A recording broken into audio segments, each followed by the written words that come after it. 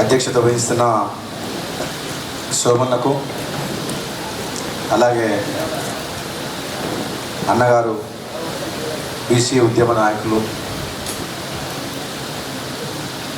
శాసనసభ్యులు ఎల్బీ నగర్ కృష్ణన్న గారికి, అలాగే సోదరులు శాసనసభ్యులు రేవంత్ రెడ్డి గారికి, సోదరులు చెరుకు సుధాకర్ గారికి, ఇంకా విశ్వేశ్వరరావు గారికి, వేదికనంటే పెద్దలందరికీ మీ అందరికీ కూడా నా హృదయపూర్వక నమస్కారం తెలియజేస్తున్నాను. చాలా లేట్ అయిపోయింది కాబట్టి ఒకటే రెండు మాటలు చెప్పి నేను కూడా ముగిస్తాను. కేసీఆర్ గురించి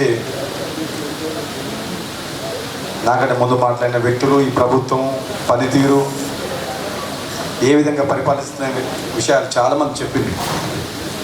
కానీ మళ్ళీ ఆ విషయాలు చెప్పి సమయం వృధా చేసుకున్న కంటే ఎక్కువ కేసీఆర్ గురించి ఎంత తక్కువ మాట్లాడితే అంత మంచిదని నేను అనుకుంటున్నాను. ఎందుకంటే ఒక్క మాట మీద నిలబడిన వ్యక్తి గురించి మనం ఎక్కువ మాట్లాడితే ఇంకా ప్రాబ్లం అయిపోతాడు. ఇంకా ఆయన అంటే కేసీఆర్ అనేప్పుడు ఇంకా పెద్ద లీడర్ అయిపోతాడు. ఏ ఒక్క మాట మీద నిలబడలేదు. మనందరినీ మోసం చేసిన అనుకుంటున్నాం. ఇప్పుడు పేదల్ని, ఉద్యోగస్తుల్ని, విద్యార్థుల్ని, ఎన్నో రకాల ఈ సమాజాన్ని మొత్తం బూటకం మాటలు చెప్పి ఎన్నికల సందర్భంగా ఆచరణకు అమలుకు సాధ్యం కాని హామీలు ఇచ్చి అధికారంలోకి వచ్చిన మాట ప్రతి ఒక్కరికి అర్థమైపోయింది. అన్నిటికంటే ముందు బేషరతుగా తెలంగాణ ఇస్తే నేను నా పార్టీని కాంగ్రెస్ పార్టీలో విలీనం చేస్తామని చెప్పి సోనియా అని చెప్పి ఆమెనే మోసం చేసిన మనందరమే లెక్క. గంత పెద్ద మనిషి సోనియా గాంధీ తెలంగాణ ఇస్తే సీమాంధ్ర ప్రాంతంలో కాంగ్రెస్ పార్టీ కొట్టుకపోతుంది ఉండదని తెలిస్తే కూడా ఈ తెలంగాణ ఉద్యమం ధర్మమైనది, న్యాయమైనది, 1000 మంది యువకులు బలిదానం చేసుకుంటారు, ఏదైనా ఇవ్వాల్సిందే అని చెప్పి పట్టుబట్టి తెలంగాణ ఇస్తే అంత పెద్ద వ్యక్తి ఎన్నో సందర్భాలు చెప్పిన కాపలా కుక్కలాగా నాకు ఏ పదవి అవసరం లేదు, నా పార్టీని విలీనం చేస్తాక నేను రాజకీయ పార్టీని మొత్తం క్లోజ్ చేస్తా అని చెప్పిన వ్యక్తి ఈరోజు ఇప్పుడేం మాట్లాడుతున్నా మీరు అందరూ వింటున్నాం. నేను చెప్పాలి మళ్ళీ అవసరం లేదు. అందుకనే అంటున్నా కేసీఆర్ గురించి ఎంత తక్కువ మాట్లాడితే అంత మంచిదని నాటుకుంటాడు. ఎప్పుడో గ్రహించాను, అర్థం చేసుకున్నాం. కాకపోతే ఏంటంటే ఆయన చెప్పిన మాటలు విని చాలామంది ఓట్లు వేసి ఆయన అధికారం ఇచ్చిండు.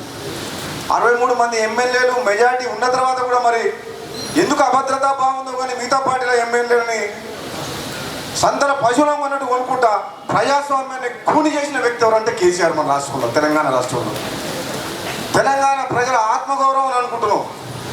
ఎక్కడ ఆత్మగౌరవం? ఆయన ఏం చేస్తుండో ఆయనకు అర్థమైతలేదు. అన్ని పార్టీల రాజకీయ నాయకుల్ని, ఎంపీలని, ఎమ్మెల్సీని కొనే విధానం, ఆ ప్రలోభాలు పెట్టిన విధానం చూస్తే పదవులు ఇచ్చుకుంటా ఆనాడు తెలంగాణకు ఉద్యమానికి వ్యతిరేకంగా పనిచేసిన తలసాని శ్రీనివాస్ యాదవ్, తుమ్మల నాగేశ్వరరావు గారు ఏ ఒక్క రోజు కూడా తెలంగాణ ఉద్యమకారులను కేసులు పెట్టించి జైలులో పెట్టించిన వ్యక్తులను తీసుకొచ్చి మంత్రి పదవులు ఇచ్చిండు. శ్రీకాంతాచారి అమ్మ శంకరమ్మ గారు మోత్కూరులో చనిపోయిన శ్రీకాంతాచారి, మోత్కూరులో నా నియోజకవర్గం, ఆమెకేమో హుజూర్ నగర్లో ఓడిపోయే సీట్ ఇచ్చిండు. కొడుకు బిడ్డకేమో గెలిచే సీట్లు ఇచ్చిండు. నిజామాబాద్లో, సిరిసిల్లలో. అక్కడంతా ఆంధ్ర బార్డర్, అది గెలవని సీటు. ఎవరిని మోసం చేయలే కేసీఆర్ గారు, అందరినీ మోసం చేస్తూనే ఉండు, ఇంకా మాటలు చెప్తుండు, భ్రమల పెడుతుండు, అది చేస్తా ఇది చేస్తా అని అరిచేత స్వర్గం చూపిస్తుండు. ఎట నమ్ముతున్నారు ప్రజలు, ఓట్లు వేస్తున్నారు. ఇది ఒక్కసారి ఆయన రాజ్యం నడుస్తుంది. మళ్ళీసారి అయితే మోసం చేయరు కదా, రెండోసారి అయితే నమ్మరు కదా. ఇక మాలాంటి వాళ్ళు అంతే, రాజకీయాలకు వచ్చినాం, తెలంగాణ కోసం కొట్టినాం, తెలంగాణ సాధించినాం, ఓడినా గెలిచినా ప్రజల పక్షాన ఉండాలి. సోమన్న లాంటి కళాకారులు ప్రజల్ని చైతన్యవంతం చేసి సామాజిక తెలంగాణ కోసం పోరాటం చేస్తుంటే బడుగు బలహీన వర్గాల గురించి వాళ్ళకి మద్దతు తెలపాలని చెప్పి ఈనాడు ఇక్కడికి వచ్చి నేను రాజకీయాలకు అతీతంగా కూడా ఈరోజు ఆయన చేసే కార్యక్రమాన్ని అభినందిస్తున్నాను. అంత మంచి కళాకారుడు. నేను ఎంపీగా ఉన్నప్పుడు కూడా ఆయన పాటలు విని ఆయన పాటలు వింటే నేను అభిమానం అయిపోయిందంటే ఆ అభిమానమే నన్ను ఇంత దూరం పిలిపించింది. ఒక మెదక్లో ప్రోగ్రాం ఉంటే పోతే కూడా లేట్ అయినా పర్వాలేదు రమ్మంటే ఒక 10 నిమిషాలను వచ్చిపోమని చెప్పిండు. అటువంటి మంచి హృదయం ఉన్న ఆ భగవంతుడు అతనికి అంత నైపుణ్యం, కళా నైపుణ్యం ఇచ్చింది. 10 మందికి పనికొచ్చే విధంగా ఈరోజు పాటలు పాడి తెలంగాణ ప్రాంతంలో రాబోయే రోజుల్లో ఇంకా ఇంకా ఉధృతంగా తన ఉద్యమాన్ని ఈ ప్రజల కోసం పాటల ద్వారా పనిచేయాలని చెప్పి నేను సంపూర్తిగా మద్దతు పలుకుతూ, చాలామంది ఉన్నారు మాట్లాడేటోళ్ళు, రేవంత్ రెడ్డి గారు ఉన్నారు, మేమందరం తెలంగాణ వచ్చినాక చాలా బాగుంటుంది, అన్ని రాజకీయ పార్టీలు ప్రజాస్వామ్యం ఉన్నప్పుడు అన్ని పార్టీలు ఉండాలి అనుకుంటారు ఎవరైనా సరే. అసెంబ్లీలో కానీ కౌన్సిల్లో కానీ వేరే పార్టీనే ఉండొద్దు అంటుండే కేసీఆర్. మొన్నటి మీ ఎలక్షన్ ఎమ్మెల్సీ ఎలక్షన్లో తెలుసు మీకు, మెజారిటీ ఉన్న కరీంనగర్లో స్థానిక ప్రజాప్రతినిధులు ఎంపీటీసీలు జడ్పీటీలు అక్కడ వాళ్ళే గెలవాలి, మెజారిటీ లేని నల్గొండ జిల్లాలో కూడా వాళ్ళే గెలవాలి. అది న్యాయంగా చెప్పాలని నేను ఒకసారి ఎంపీగా నాకు ఎమ్మెల్సీ వద్దు, ఈ కేసీఆర్ కళ్ళు నెత్తికెక్కిన ఒకసారి చూపించాలంటే కంపల్సరీ ఒడబడి తీరాల్సిందే అని చెప్పి నేను ఎమ్మెల్సీ పూర్తి ఏ మాత్రం పదవి కోసం కాదు. ఆ ఉప ఎన్నికల్లో డబ్బులు ఖర్చు పెట్టి నాయకులు కొని అధికారాన్ని అడ్డం పెట్టుకొని విపరీతంగా డబ్బు ఖర్చు పెట్టి ఇక మాకు ఎదురు లేదని ఒక ప్రచారం చేస్తుంటే ఒకసారి నల్లగొండ దెబ్బ చూపించాలి, ఒక రుచి చూపించాలి, మళ్ళీ ఒకసారి అని చెప్పి కేసీఆర్ అని చెప్పేసి ఎమ్మెల్సీ ఎన్నికల్లో నేను మా బ్రదర్ ఛాలెంజ్ చేసినాం. నువ్వెంత మందిని తీసుకురా, ఎన్ని కోట్లనే పెట్టు, నీ అధికారాన్ని మొత్తం అక్కడ నువ్వు నల్గొండ ఉపయోగించు, గెలిస్తే మొత్తం రాజకీయ సన్యాసం తీసుకుంటావు, లేకపోతే నువ్వు రాజీనామా చేస్తావు అని చెప్తాం. కానీ నల్గొండ ప్రజలు, స్థానిక ప్రజాప్రతినిధులు ఈ ధర్మం ఇంకా ఉంది, తెలంగాణ ఇచ్చిన సోనియా గాంధీ పట్ల విశ్వాసం ఉంది తెలంగాణ ప్రజల్లో అని చెప్పి నాకు ఓటేసి గెలిపించి మరి సోనియా గాంధీకి బహుమతిగా ఎమ్మెల్సీ సీట్ గెలిపించిండు. అంటే రాబోయే రోజుల్లో కేసీఆర్ గారికి సెమీఫైనల్స్ అయిపోయింది ఇప్పుడు నల్గొండతోటి, ఇంకా నెక్స్ట్ ఫైనల్స్. సుధాకర్ అన్న నా గెలుపు కోసమే కాదు, నకరికల్లు మేజర్ గ్రామ పంచాయతీ 20,000 ఓట్లు నా ఎలక్షన్ కంటే ముందుండే, నేను సుధాకర్ అన్న అందరం కలిసి కట్టుకో ఒక ప్రజాప్రతినిధిని పెట్టి వాళ్ళ మంత్రి, ఎంపీ, ఎమ్మెల్యేలు, ఎమ్మెల్సీలు 10 మంది నెల రోజులు తిరిగినా కానీ మేము ఇద్దరం ఒక 4 రోజులు తిరిగినాము. పెద్ద మేయాడితో మేము మేజర్ గ్రామ పంచాయతీ కూడా గెలిపించినాం. అంటే ఇప్పుడు మనకు కావాల్సింది ఐకమత్యం. తెలంగాణ వచ్చిన తర్వాత మోసపోయిన వాళ్ళు, విద్యార్థులు, ఉద్యోగస్తులు, సకల జనులు, బడుగు బలహీన వర్గాలు దళితులు ముఖ్యమంత్రి చేస్తా అని ఆనాడు అనుమానం వచ్చినట్టు కేసీఆర్ నేను అధికారంలోకి రాను ముఖ్యమంత్రి కాదని చెప్పి ఎంత పెద్ద మా అబద్ధమైన అంటే కేసీఆర్ని అవసరమైతే తల కోసుకుంటా కానీ దళితులు ముఖ్యమంత్రి చేస్తా అని చెప్పింది. ఎట్లా నిద్రపడుతుందో ఎట్లా తింటుందో నాకు అర్థమవుతుంది. వీడియోలలో వాట్సాప్లలో ఆ వీడియో తిరుగుతూనే ఉంది. అంత పెద్ద మాట అని అంత పెద్ద స్థాయిలో ఉన్న మనిషి తెలంగాణ కోసం నీ ప్రాణత్యాగం చేసినా అని చెప్పి అమరణ దీక్ష చేసిన మనిషివి నీవు తలైనా కోసుకుంటా కానీ దళితులు ముఖ్యమంత్రి చేస్తా అని చెప్పి మాట తప్పి నువ్వు కొడుకు బిడ్డ అల్లుడు రాజ్యం వెళ్తుంటే కనీసం ప్రజలు ఏమనుకుంటున్నా అన్న ఆలోచన కేసీఆర్కి లేదా అని చెప్పి అనిపిస్తుంది. మాలాంటి అయితే అవసరమైతే ప్రాణం పోయినా కానీ మాట తప్పే పరిస్థితి ఉండదు. ప్రాణం పోయినా సరే ప్రాణం అని విడిస్తాం కానీ ఒకసారి మాట చెప్పిన మాట కట్టుబడి ఉంటాం. అసలు కేసీఆర్ ఏం ఆలోచిస్తుండు? ఈరోజు ప్రజల్లో చర్చ జరుగుతుంది. ఒకసారి ఆయన మాటలు చెప్పి ఏదో చేస్తాడని చెప్పేసి ఆనాడున్న పరిస్థితుల్లో ఉద్యమం చేసిందని చెప్పేసి మా అందరూ కూడా గౌరవం ఉండే ఆయన ఉద్యమం చేసినప్పుడు మేము కాంగ్రెస్ పార్టీలో ఉంటే కూడా పార్లమెంట్లో కేసీఆర్ రాకపోయినా కానీ కేసీఆర్, విజయశాంతి 2 ఎంపీలు వాళ్ళు. మేము కాంగ్రెస్ వాళ్ళం 12 మంది ఎంపీలం, 4 సంవత్సరాలు పార్లమెంట్లో స్తంభింపజేసినాం. ఎన్నోసార్లు మాకు హైకమాండ్ బెదిరించింది.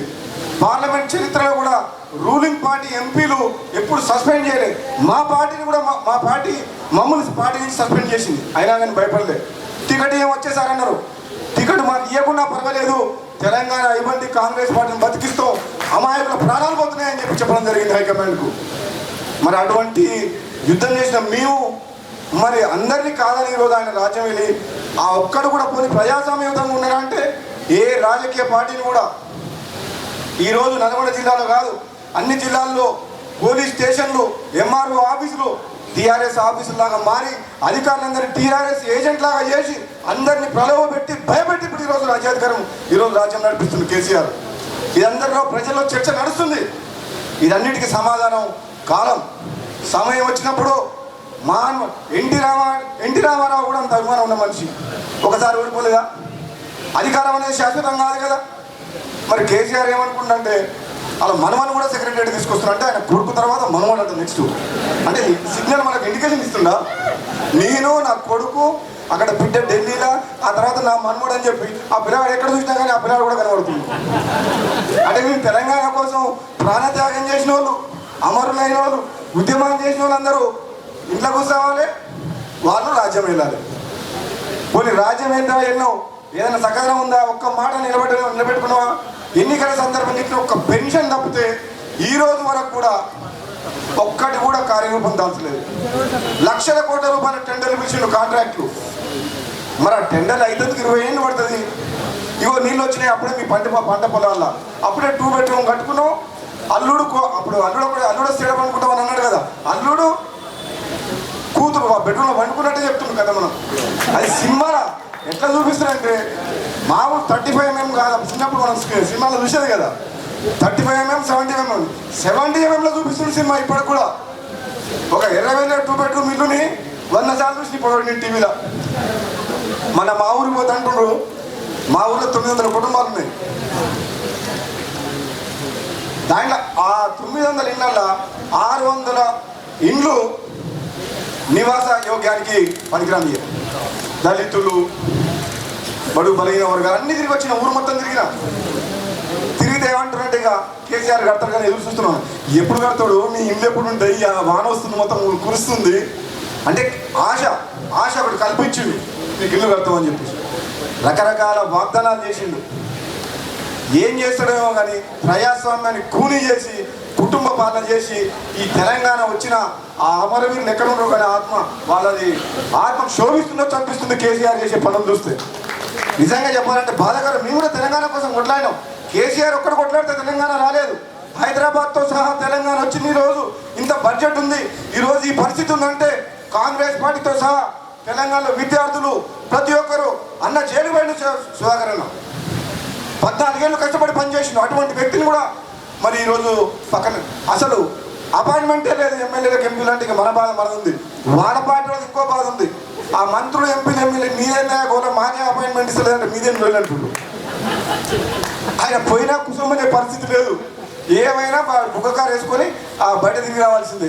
ఆయన ముందర మాట్లాడే ధైర్యం అవనికి లేదు, ఎక్కడ నిర్ణయాధికారం లేదు. నాకు చెప్పకుండా స్టేట్మెంట్ ఎందుకు ఇచ్చినావు అంటాడు.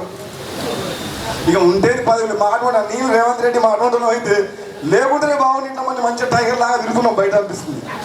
మాకే పదవులు కాదు, ఆయన దగ్గర పోయి ఎందుకు మాకు. ఇక మిగిలిన మాటల్లో ఒక 5-6 మంది గట్టి కొట్లాడారు. మేము ఒక్కొక్కరిని సరెండర్ చేసుకుంటుండే అన్ని జిల్లాల్లో.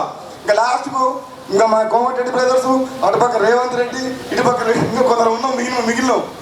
మేము మాత్రం ఒకటే చెప్పినాం, మాకు వద్దాయా బాబు నీ పదవులు. ఈ తెలంగాణ నువ్వు ఏం చెప్పినావో, నువ్వు ఏం హామీలు ఇచ్చినావో ఆ నెరవేర్చు ప్రజలకు. మాకేం పదవులు వద్దు, ఏమొద్దు మాకు. కానీ ఒక్క మాట నిజం మాట్లాడు, చెప్పిన మాటలు నెరవేర్చు. ఆ పని చేస్తే చాలు, మన తెలంగాణ వచ్చినందుకు ప్రజలందరూ సంతోషిస్తారని చెప్పి చెప్తున్నాం. రాబోయే రోజుల్లో కాలమే నిర్ణయిస్తుంది. సోమన, నువ్వు చేసే ఈ కార్యక్రమంలో పాలు పంచుకున్నందుకు ఆహ్వానించి ప్రత్యేకంగా ధన్యవాదాలు తెలుస్తూ, ఒక మంచి కళాకారుని, బడుగు బలహీన వర్గాల గురించి నువ్వు పాడిన పాట ఆ రోజు శాలిగారావు నువ్వు ఎంపీ ఉన్నప్పుడు, ఈ రోజు కూడా నేను ఆ పాట మర్చిపోలేదు. నాకు కంఠస్థం అయిపోయింది ఆ పాట, నువ్వు పాడిన పాట. ప్రతి కులాన్ని పేరు తీసుకుంటూ ఆ రోజు పాడిన పాట నేను జీవితంలో మర్చిపోను. ఆ రోజు నుంచి ఈ రోజు కూడా నువ్వు అనుకున్న సబ్బండ వర్ణాలు, అన్ని కులాలు, ప్రతి వ్యక్తి ఈ సమాజంలో పైకి వచ్చినప్పుడే నిజంగా తెలంగాణ వచ్చినట్టు. మనం నిజంగా ఆ రోజు మన అందరం సంతోషపడాలి. అప్పటి వరకు ఈ పోరాటం, ఈ ఉద్యమాలు నడుస్తూనే ఉండాలి. మీకెప్పుడు మా మద్దతు ఉంటుంది, పార్టీ పరంగా, కాంగ్రెస్ పార్టీ పరంగా, నా పరంగా అని చెప్పి తెలియజేస్తూ సెలవు తీసుకున్నాను. Thank you.